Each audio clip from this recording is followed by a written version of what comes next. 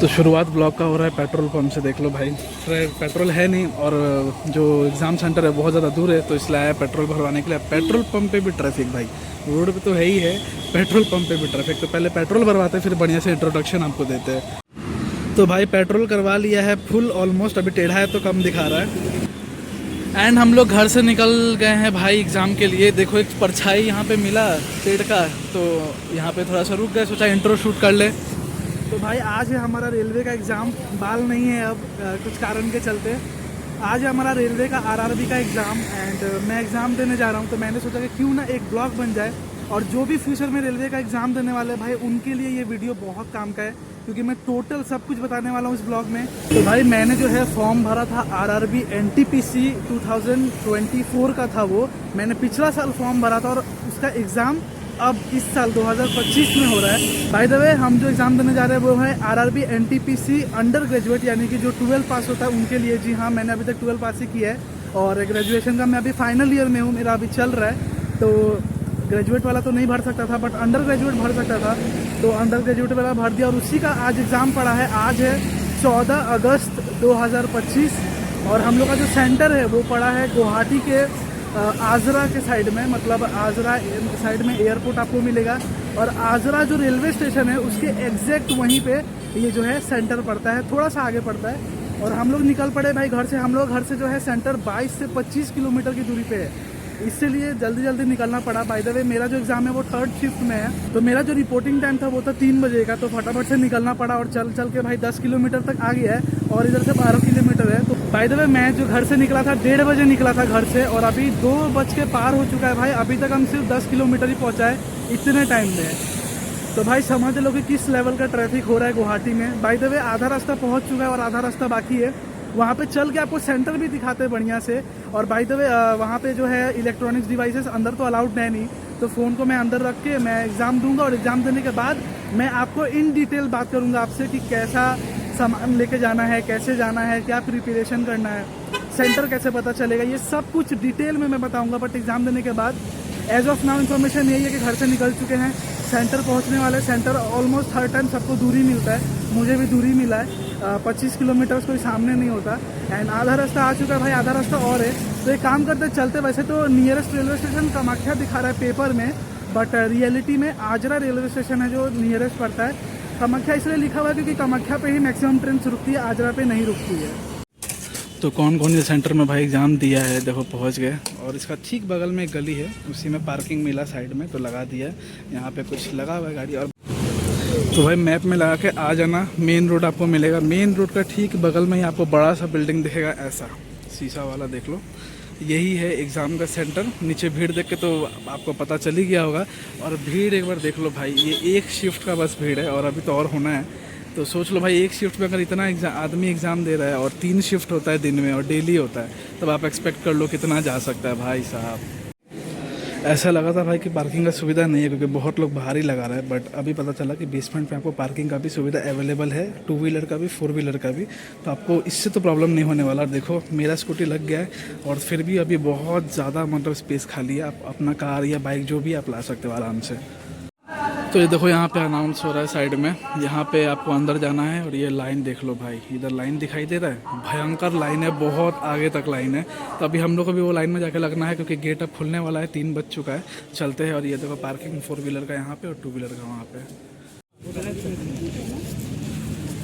देखो line start हो गया भाई, हम भी चलता है, नहीं तो मेरा एग्ज़ाम मिस हो जाएगा। ठीक है, यहाँ पे दोस्त भी मिल गया एक बढ़िया सा, भैया मिल गया, स्कूल का सीनियर है वैसे। इनका भी एग्ज़ाम है सेम शिफ्ट में सेम, लेकिन हम लोग को आइडिया नहीं था, इन्होंने भी फॉर्म भरा था लास्ट ईयर। तो चलो भाई चलता है अंदर, एग्ज़ाम देता है और फिर आपको बैठ के डिटेल में बात करता है कि क्या सिचुएशन है। तो रिपोर्टिंग टाइम 3 बजे का था, 3 बज चुका है और लाइन खुल चुका है, सब कोई अंदर जा रहा है। तो हम भी जाता है एग्ज़ाम देता है और आपसे शांति से बैठ के एग्ज़ाम देने के बाद सच में डिटेल में बताता है कि क्या सीन है क्या नहीं, क्योंकि एग्ज़ाम दे के जब निकलेगा तब तक तो अंधेरा हो जाएगा। तो देखता है जहाँ भी लाइट वाइट नज़र आएगा वहाँ बैठ के वीडियो बना देगा। पार्किंग का सुविधा है यहाँ पे। एंड भाई ये फॉर्म जो है ना 2024 का 10 अक्टूबर को भरा था मैंने और अभी 14 अगस्त 2025 चल रहा है, अब इसका एग्ज़ाम हो रहा है। तो सोच लो रेलवे वाला कितना फास्ट है। भाई तरह ज़्यादा बात नहीं करता है, आपको डिटेल में बताएगा क्या अलाउड है क्या अलाउड नहीं है, कैसे प्रिपरेशन करना है सब कुछ। लेकिन पहले एग्ज़ाम दे लेता है हम खुद, क्योंकि हमको पता चल जाए एग्ज़ाम कैसा होता है। हम भी फर्स्ट टाइम दे रहे हैं, हमको कोई आइडिया नहीं है और एग्ज़ाम दे के आपसे फिर अपना एक्सपीरियंस शेयर करता है। तो हमें बोला गया है कि ये कड़ा, बैग, फ़ोन सब रख के और कुछ भी अलाउड नहीं है। तो आप जाओ डिक्की के अंदर। अब आपसे मिलते हैं एग्ज़ाम के बाद। उजाला में निकला था भाई, देख लो बाहर रात हो गया एकदम। हमको लगा ही था कि हो जाएगा। तो हम लोग का जो एग्ज़ाम था वो फाइनली जो है अब ख़त्म हो चुका है। थोड़ा सा लेट हो गया है, 6 बजे एग्ज़ाम ख़त्म होने का बात था, बट बाहर निकलते निकलते 6:30-7 बजे गया ऑलमोस्ट। इसके कारण जो है बाहर ट्रैफिक भी बहुत है, अभी बहुत लोग निकला इसलिए पूरा ट्रैफिक लगा हुआ है। और एक्टिवा भी रेडी है। मैं घर जाने ही वाला था, फिर देखा कि खाली हो गया, बहुत ज़्यादा आवाज़ ठीक आ रहा है, तो सोचा आपको डिटेल में यहीं पर बता दो। तो भाई डिटेल देखो ये है कि इसका फॉर्म मैंने भरा था 10 अक्टूबर 2024 में और इसका एग्ज़ाम हुआ है 14 अगस्त 2025 में। डिफरेंस आप देख सकते हो। ऐसे ही मैक्सिमम एग्ज़ाम में जो है रेलवे के द्वारा होता है। एंड पीछे देख लो सब कुछ खाली हो चुका है, ये पूरा भरा हुआ था अभी एग्ज़ाम के टाइम पे। बाय द वे अगर एग्ज़ाम की बात करूँ तो भाई एग्ज़ाम बहुत ही मतलब अच्छा गया है। पेपर बहुत ज़्यादा हार्ड नहीं था, मॉडरेट लेवल का पेपर था, ना हार्ड था ना ईजी था, मतलब ठीक था, आप इसको कर सकते हो। अगर आप पढ़ के आ रहे हो तो आपके लिए मेरे ख्याल से ये ईजी ही पेपर होगा। मेरा 3rd शिफ्ट में एग्ज़ाम था, यानी कि शाम वाला में, जिसमें रिपोर्टिंग टाइम 3 बजे का था। एग्ज़ाम स्टार्ट हुआ 4:30 बजे और 6 बजे जो एग्ज़ाम ख़त्म हुआ। 90 मिनट में इसमें टोटल जो है 100 क्वेश्चंस को करना होता है CBT 1 में, और CBT 2 में अलग होता है, फिर अलग एग्ज़ाम में अलग होता है। तो इसमें बहुत सारा स्टेजेस होता है एग्ज़ाम का। तो मैंने जो आज एग्ज़ाम दिया है वो था RRB NTPC का अंडर ग्रेजुएट लेवल का। अंडर ग्रेजुएट यानी कि 12 पास करके जो आप फॉर्म भर सकते हैं, और ग्रेजुएट वाला वो भर सकते हैं जिन्होंने ग्रेजुएशन कंप्लीट कर लिया है। मैंने ग्रेजुएशन अभी तक कंप्लीट नहीं किया, मेरा ग्रेजुएशन का भी लास्ट ईयर चल रहा है, इसलिए मैंने अंडर ग्रेजुएट पोस्ट का मैंने भरा था। एग्ज़ाम मेरा ठीक ठाक ही हुआ। रिजल्ट आने में अब बहुत टाइम लगेगा, कम से कम 3-4 महीने तो रिजल्ट आने में लगेगा। और ये CBT 1 था, ऐसा CBT 2 और एक होगा। अगर इसमें पास हुआ तो उसमें पास हुआ तो फिर मेडिकल होगा, उसके बाद साइको होगा। बहुत स्टेजेस है भाई। अब तुमको मैं एक चीज़ क्लियर बोल दे रहा हूँ कि जो भी भाई फॉर्म भरने वाला है फ्यूचर में, आपको मैं एक चीज़ क्लियर कर देता हूँ कि भाई जब भी फॉर्म आप जिस दिन भरो उसी दिन या उसके पहले से ही प्रिपरेशन स्टार्ट कर दो। आपको अच्छा खासा डिले कर करके टाइम मिल ही जाता है। जैसे कि आपने मेरा देखा कि 10 अक्टूबर पिछला साल भरा था और इस बार 14 अगस्त को एग्ज़ाम हुआ है, तो बहुत गैप मिला। इतना टाइम में प्रिपरेशन करने के लिए काफ़ी होता है। और एग्ज़ाम भी मॉडरेट लेवल का था, हार्ड एग्ज़ाम नहीं हो रहा है इस बार, मतलब हर दिन मॉडरेट ही पेपर आ रहा है जितना मैंने सुन रहा हूँ। और भाई अगर आपको ये एग्ज़ाम देना है, आप ये एग्ज़ाम देने के चक्कर में हो, तो जिस दिन फॉर्म भर रहे हो उसी दिन से प्रिपरेशन स्टार्ट करो, वरना नहीं होगा। क्योंकि 90 मिनट्स में 100 क्वेश्चन करना ईजी नहीं है भाई। और जब CBT 2 में अगर पास होके जाओगे तो उसमें तो भैया 1 घंटा में 75 यानी कि 60 मिनट्स में 75 क्वेश्चंस करना होता है, जो कि इससे भी ज़्यादा टफ आता है। तो सोच लो किस लेवल का डिफ़िकल्टी होता है। इतना इजी थोड़ी है गवर्नमेंट एग्ज़ाम मिलना। और आप ये एग्ज़ाम में मान के चलो कि इसका कट ऑफ जो है 85-90 तक चला जाता है जनरल वाला लोग के लिए। मेरा जनरल ही है, तो अगर आप जनरल हो तब आपको तो डबल मतलब भयंकर लेवल का मेहनत करना पड़ेगा, तभी कोई चांस है कि आप निकाल पाओ। मैं सोच के आया था कि बहुत कुछ रिकॉर्ड करूंगा, बट प्रॉब्लम ये हुआ कि फ़र्स्ट टाइम मेरा ये एग्ज़ाम था, मुझे पहले का एक्सपीरियंस कभी भी नहीं था, तो मुझे नहीं पता कैसा सिस्टम है, क्या है, मुझे नहीं मालूम था। इसलिए बहुत कम और छोटा वीडियो बना पाया, पता नहीं उतना कुछ मैं दिखा भी पाया कि नहीं।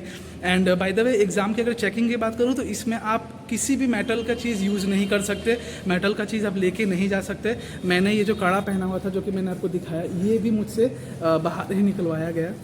तो अगर आप एग्ज़ाम देने आ रहे हो तो सबसे बेस्ट मैं आपके लिए एक चीज़ बोल रहा हूँ कि कुछ भी स्टाइलिश मत करके आना। हो सके तो जूता भी मत पहन के जाना। मैं क्रॉक्स पहन के आया हूँ, क्योंकि जूता भी खोल के चेकिंग करवाया जाता है, तो बेकार में आपको प्रॉब्लम होगा। तो अगर आप नॉर्मल घर के कोई सैंडल में या क्रॉक्स में आ सकते हो तो वो ज़्यादा बेस्ट रहेगा। और नॉर्मली जो है एग्ज़ाम का जो एडमिट कार्ड है वो एग्ज़ाम के 4 दिन पहले निकलता है, और एग्ज़ाम के बारे में आपको 1-2 महीना पहले ही बता दिया जाएगा कि इतना तारीख को एग्ज़ाम होगा। लेकिन जब एग्ज़ाम का डेट निकल जाता है या एडमिट कार्ड आ जाता है, उसके बाद दिमाग ख़राब हो जाता है भाई। तो प्रिपरेशन पहले से स्ट्रॉन्ग रखना पड़ेगा। तो अगर आप फॉर्म भर रहे हो तो ये चीज़ अपने दिमाग में पहले से ही रख लेना भाई। अब देखो मैंने एक नया चैनल क्रिएट किया है, वो चैनल आप जाके सब्सक्राइब कर लेना। उसमें सिर्फ फिल्मी कंटेंट बनता है। और ये ऐसा अगर एग्ज़ाम का तैयारी कर रहे हो तो भाई आप बढ़िया से प्रिपरेशन करके जाओ। एग्ज़ाम डे में ज़्यादा मत पढ़ना, वरना दिमाग ख़राब हो जाएगा। और मतलब एग्ज़ाम सेंटर पे कम से कम स्टाइल मार के जाना। कड़ा, ब्रेसलेट या कुछ जो भी पहन रहे हो सब रखना पड़ेगा आपको। ये सब कुछ भी अंदर अलाउड नहीं है। और मैं एक पैन कार्ड लेके आया था, एक लिफाफे टाइप में रहता है, वो लिफाफा भी ले लिया गया भैया, वो भी अलाउड नहीं है। तो सोच लो। और अगर हो सके तो जितना नॉर्मल से नॉर्मल कपड़ा हो सके, मैं एक नॉर्मल सा ट्रैक पैंट टाइप और ये नॉर्मल शर्ट पहन के आया हूँ। और साथ में मेरा बैग था, तो बैग मुझे अपने स्कूटी के डिक्की में रखना पड़ा। बट यहाँ पे एक चीज़ बहुत ही ख़तरनाक हुआ। मैं सोचा कि सब कुछ तो मैं स्कूटी लेके आया हूँ तो सब कुछ मैं रख दूँगा, बट मुझे चाबी कहाँ रखूँ। चाबी भी तो ऑलमोस्ट मेटल या लोहा ही बोल सकते हो, तो वो अंदर ले जाना अलाउड नहीं था। तो उसके लिए मुझे आखिरकार लेना ही पड़ा। यहाँ पे 30 रुपये लेते हैं, मतलब आपका सामान वामान रख देंगे वहाँ पे। तो आप अगर चाहो तो वो भी कर सकते हो अगर आप अकेले जा रहे हो। तो और अगर आपके साथ कोई और जा रहा है तब तो आपको उतना टेंशन लेने का बात नहीं है। अगर आप गुवाहाटी से हो, अगर आप गुवाहाटी से एग्जाम दे रहे हो, आपको अगर नहीं पता ये सेंटर कहाँ पे है, तो आपका जब एडमिट कार्ड आएगा तो आपके एडमिट कार्ड में वो लिखा रहेगा, या फिर आप नॉर्मली किसी और से पूछ भी सकते हो।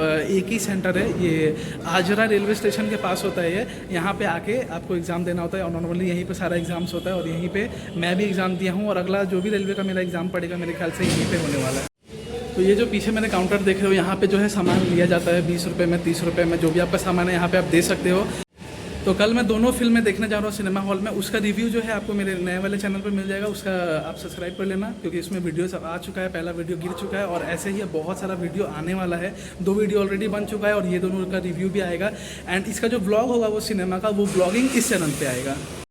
तो ऑल ओवर भाई यही था वीडियो का, ठीक है। अगर आपका कुछ भी और एक्स्ट्रा क्वेश्चन है मुझसे पूछना चाहते हो रेलवे के एग्जाम से रिलेटेड, तो फटाफट कमेंट में डालो, हर एक कमेंट का रिप्लाई मिलेगा, प्रॉमिस है, ठीक है। और जाके ये चैनल तो पहले सब्सक्राइब कर लो और नए वाला चैनल भी सब्सक्राइब कर लो, दोनों का कंटेंट आपको मिल जाएगा टाइम टू टाइम, ठीक है। तब तक के लिए मिलते हैं नए वीडियो में नए कंटेंट के साथ, तब तक के लिए बाय। और हाँ, बहुत सारा क्वेश्चन मैंने मिस कर दिया, इसलिए मैंने बोला कि कमेंट में कर दो, मैं आपको रिप्लाई कर दूंगा। बाय।